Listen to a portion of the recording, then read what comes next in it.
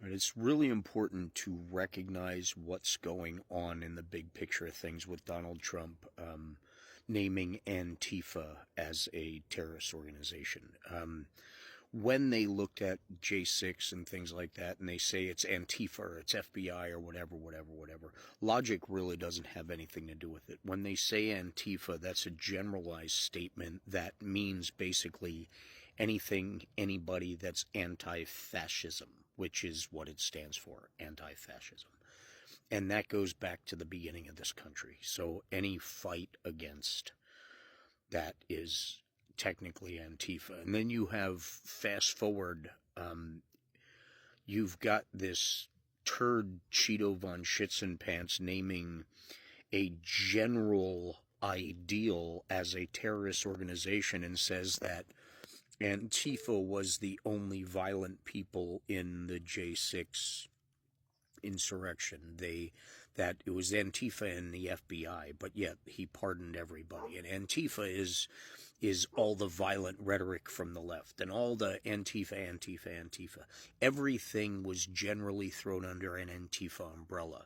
Kristi Noem is literally saying the organizer of Antifa's girlfriend was arrested in Portland while they have this ICE, movement and this, invading Portland with the military. And Antifa has been around since the beginning of this country. So the girlfriend of the organizer of Antifa is kind of hard to catch at this point. She's, 150 years old?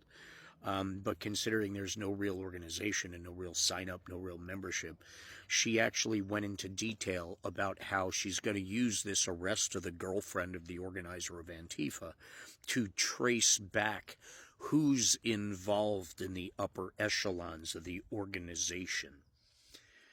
This is the head of Homeland Security. This is literally a woman that graduated from unaliving her own dog and goat to running the immigration of this country as dictated by Nosferatu himself, Stephen fucking Miller. And the, Cheeto leader is the puppet in charge. You can't make this shit up. You can't write a more dysfunctional group of people between Pam Bondi and Peter Kegsbreath, and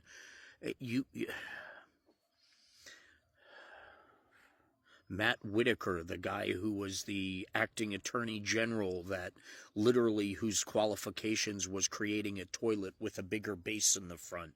And the other qualification was a fraud business that got shut down by the feds. These are the people running these organizations. Kash Patel, who's running the FBI and you can't get any more circus of misfits than what we have these days. So when things go sideways and things blow up and things go crazy, the authoritarian dictator Cheeto in charge that's always had these delusions of grandeur now have a bunch of sheeple that will actually put his delusions into place. So he actually believes he's a king as he goes after these people in such an idiotic way, only to be kept up with by people like Kristi Noem, who says equally stupid shit. So it's hard to understand what ringleader's in charge of the circus, or is the circus just part of the distraction for the reality of what's behind the scenes, which is Peter Thiel and all the other idiots. So, I mean, it's a scary form of stupidity with an absurd amount of power right now. And no matter what happens, you can take a deep breath and feel better that there are uprisings worldwide on our behalf.